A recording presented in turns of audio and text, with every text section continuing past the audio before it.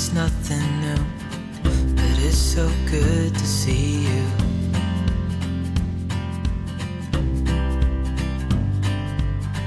We do this every day, and I'm still so amazed by you.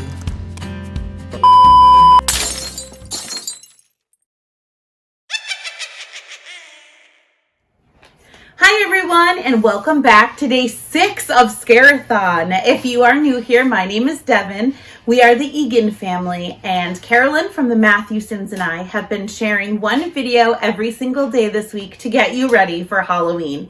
We're sharing everything from regular vlog style videos to I've been sharing some homeschool content, some recipes. Karalin just did a really great 2-part video about happiness hacks and ways to make sure that you're getting in the completely best mindset that you can be to start each day on a positive note. And today I have for you a book video, because what would our channel really be without a book video? We've gotten out of book videos for a little bit because I've been I have hair in my nose. I've been hesitant to purchase any new books because I do have our library finally, I think, exactly the way I want it. And I keep promising that video. So I'm not going to promise it anymore. Just know it'll happen eventually. But it's working really, really well for us. So I went through all of our cataloged, but if you can hear anything, which I'm sure you can, it's the laundry. We're doing laundry right now. So you're hearing clothes in the dryer.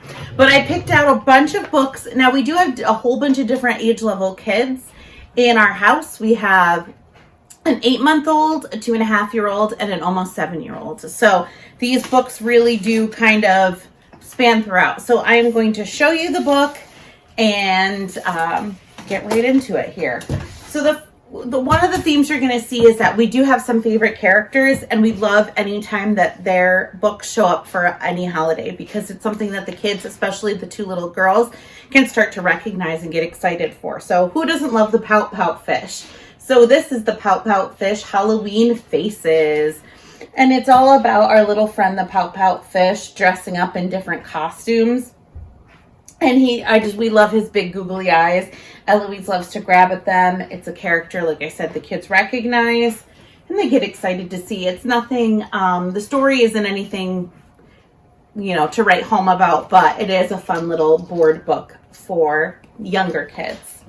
To stick on the theme of a repetitive and well-known story in board book form is Goodnight Goon. I don't know about your kids, but Goodnight Moon has been a favorite for all of my children. And there's a really wonderful read aloud adaptation on YouTube that I will link in the description that my kids listen to like on repeat to go to sleep. And bonus, it's narrated by Susan Sarandon, and who doesn't love her? But this is the parody book of Goodnight Moon, and it's Goodnight Goon, and it follows the same in the same style. In the cold gray tomb, there was a gravestone and a black lagoon and a picture of Martians taking over the moon. And so it just goes on putting our little Goodnight Goon to bed here. And the pictures are just really fun, a little bit spooky, but not too scary for little kids. Another classic is Room on the Broom by Julia Donaldson. Now this one also has a Netflix special that you can watch. That is the exact illustrations from the book, animated, and it's just somebody reading the story. And it's really cute, and it's about a witch who keeps running into problems, and some little animals can solve those problems. And so she keeps making room on the broom for all of her little animal friends. It's really cute. We really love this story. And like I said, the kids also like to watch this one. So this is one we pull out a lot, even when it's not Halloween, but especially around Halloween. Now going extremely toddler, the Where Is Babies, Karen Katz's Lift the Flat book series is a personal favorite of ours. In our house, we have so many of them. And this is probably, I think this was one of like the first favorites. It's Where Is Baby's Pumpkin. And like I said, this is completely for toddlers. This is not going to appeal to an older age group probably. But ours is so well loved. It's ripped. So because it's been through 3 kids, and it's just, we adore it. And the baby's looking for the pumpkin, and it's all of her books are formatted the same. So is it under the leaves? No, but there's and then the kids can identify what is in the place of the pumpkin. Until on the last page, when they always find the item you're looking for. These are really super cute. Now moving into more like older toddler, like young kids, and even Parker still likes this one. This is The Legend of Spookly the Square Pumpkin. This one also has a Netflix series and a couple sequels to this. There's a Thanksgiving one and a Christmas one, and I think we have both of them.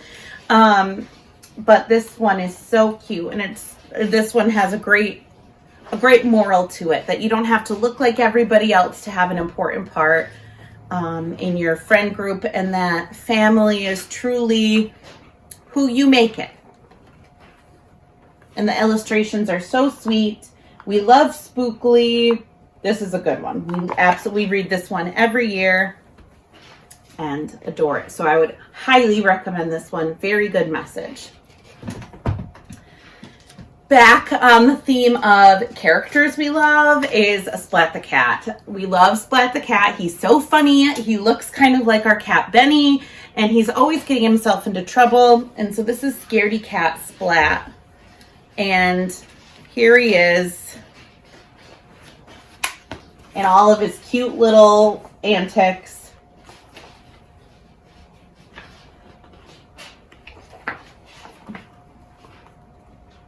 Like I said, these books aren't like, they don't always have the best, like, it's not like their messages are inappropriate. They just don't always have like the most developed characters or storyline, but it is cute when the kids can like recognize him and get excited to read a different holiday story about him. So we love Splat the Cat. We also love this Click Clack series. There's Click Clack Boo. We have Click Clack Moo. We have Duck for President. We have quite a few of these, but this is Click Clack Boo, about all the farm animals throwing a Halloween party. And Farmer Brown not liking Halloween, and he ends up interrupting their Halloween party, and it's super cute. So we absolutely love these characters, and so it's something that the kids get really excited about, to see them in a new situation for a new holiday.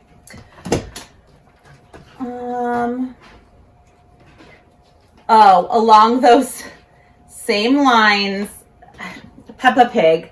I don't love Peppa Pig, but my kids love Peppa Pig, especially right now. Emery loves anything Peppa and George, and she knows all of the kids' names, and I do not. So this is her favorite, not necessarily my favorite. I don't love Peppa Pig. I think she can be a little bit whiny, but that's okay. I'm glad that she likes her. So the illustrations are cute in there, and this has been a favorite for Emery this season. This one, of course, we love Pete the Cat and all of his different books. These are some of the first books that Parker really had an interest in reading on his own. Obviously, they're way below his reading level now, but they are easy books that he can pull and read to his sisters without much thought, and so it's really sweet. And this one is Lift the Flap, and what kid doesn't love a good Lift the Flap book? Of course, ours always take a beating, but they're really sweet nonetheless. So this is Pete the Cat, Trick or Pete. And we have so many Pete the Cat books, but this is just one that we have for the holidays. I love Laura Numeroff, and I love her illustrations so much. But Felicia Bond is the one who does her illustrations here. And this is like the little mouse character from If You Give the Mouse a Cookie. It's in the same style of that. And this is the Halloween play. And this is really cute. And it teaches you that just even this little mouse has the smallest role. And he gets really upset that his role isn't important, but he learns differently throughout the plot of this story. And it's really sweet.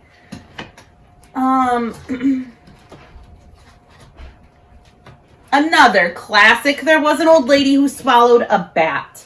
We love these. There Was an Old Lady Who Swallowed a story. They're just silly. They're funny. They have, the repetitive sounds, and they build on the story, so you keep going back and repeating the items that she already swallowed. So it's something that the kids, as the more times they read it, they can start to memorize it and get the flow of it. And so that's something that they really love.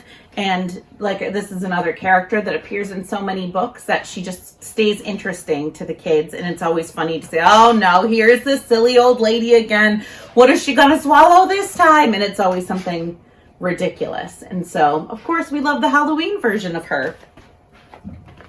Oh, another one that Emery told me that I had to include that wasn't necessarily on my list of favorites, but it is on hers. It's Sophia the First, the Halloween Ball, because this is another one of Emery's absolute favorite characters right now is Sophia. And so I told her I would throw it in here. This one is a classic character, and it's Georgie. And we, one of the people who were donating books, one of the old teachers who were donating books, she had this in her collection, and I couldn't pass it off because I just love the story of Georgie and all of his little versions here. And this is by Robert Bright. I'm sure some of you must remember this, but this is Georgie's Halloween. And just these illustrations are so nostalgic to me, and they make me so happy. And so I think this is a guilty pleasure for me. I don't know if my kids love this story as much as I do. I mean, it's a fine story, but I think they like some of the other characters they recognize better. But I love it. I love how the illustrations are black and white with only just that hint of orange. It makes it, I just love it. Another, once again, sticking with our theme of recognizable characters, the Berenstain Bears go on a ghost walk. We love Berenstain Bears, though I still do remember it being spelled differently. Let me know if you agree. I know that's a hot comment, but they're hot take here on YouTube, but that's okay. So we love Sister Bear, Brother Bear, Papa Bear, Mama Bear. So cute, always have good morals and messages in their stories, and so we love this one, Berenstain Bears Go on a Ghost Walk. And this one obviously has a little bit more meat to it. It's not like involved by any means, but for a kid's book, it does have a lot more text than some of the other ones I was showing. So this is good for like that getting out of the toddler phase where they can sit for a little bit longer.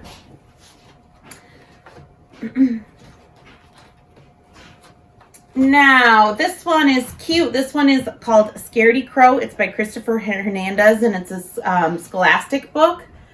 And this is about a little scarecrow who is scared of everything, and his friends who are trying to make this better for him. The illustrations are beautiful. It's a cute little story. It's just something, a little bit, it's not so Halloween-y, but it does have a little bit of Halloween in it. But it isn't so like goblin ghoul. So if that's not your thing, the goblins and ghouls, this one might be. It's just talking about bravery. And it even comes with a cute little activity in the back where you can punch this out and make your own paper person Scaredy Crow, which is adorable. And it's only $4.99. So I feel like for the book and the craft, it's a pretty good deal as well. I'm going to finish up. I have a couple more Halloween books, and I did include 2 autumn nonfiction autumn books that we really love as well. This one is really cute, and it's called Even Monsters Need Haircuts, and it's about this little boy who runs a barber shop for monsters only in the middle of the night and on the full moon. And so he's got he opens up a barber shop for all these monsters in the full moon. And it's just really cute and funny, and it's like a silly little concept. And so this is one that we really enjoy and don't hear many people talk about. So I thought I'd share that one. Along those same lines, we have Believe It or Not, My Brother Has a Monster by Ken Nesbit. This one is a counting book and also has a fake cobweb on it, so how appropriate. And it's along the same lines of there was an old woman who swallowed a series. So he next found 5 black cats that night. I felt so scared my face went white. The instant that he let them go, they powered on his stereo. The spiders did the monster mash. The toads and rats enjoyed the bash. The monster bopped and flopped about. I hope our parents don't find out.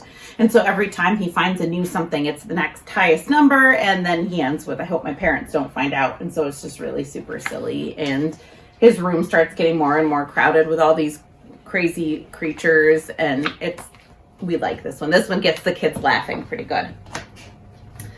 Another one that has a really good message is The Substitute Creature by Gall, and it's about this creature who comes into sub for a class, who used to be a little boy, but he got punished and turned into a creature because he was not very nice, and he's sent to substitute for a class where there's a lot of very mischievous little kids to serve them a lesson of what could happen to them if they don't pay attention and they're not good kids and they don't follow the rules and they're mean to their peers. And it's also set up and it kind of looks like a comic book, and there's a lot of bright colors. Like I said, good moral. And there's a happy ending for all. The students learn a lesson, and the substitute creature gets a nice little surprise at the end. So this is a really nice one as well. Now for kids who are a little bit better at reading and also not afraid of something just a tiny bit scary, this is a classic by Elvin Schwartz. It's In a Dark, Dark Room and Other Scary Stories. It has the green ribbon in here. If you're familiar with that one always kind of made me a little nervous as a kid. It's got The Teeth in the Graveyard, The Green Ribbon, In a Dark, Dark Room, The Night It Rained, The Pirate, The Ghost of John, and then there's at the end there's where the stories came from. So it's like a little excerpt about where the tales originated. But this one is a level 2 reading, the Reading with Help I Can Read series, and so this one is really great. We like kind of scary stories, so this one is one of our favorites. Now, to finish up for Halloween or scarier books, this is Parker's new favorite book series. I've read them all, and they're not inappropriate or too scary at all, but they are just like a little bit creepy, and it always turns out to be something okay. But it is the Desmond Cole Ghost Patrol series that we've talked about these a few times. So I just grabbed book 1, which is The Haunted House Next Door. And it's about this boy named Andre who moves into this town. And next door, he finds out his neighbor is a ghost hunter. So, of course, this little boy's house ends up haunted. And so Desmond Cole and he becomes a member of the Ghost Patrol himself. And they work to help figure out the spirits. Emery is home. I have 2 more books to share. Mommy! Yay!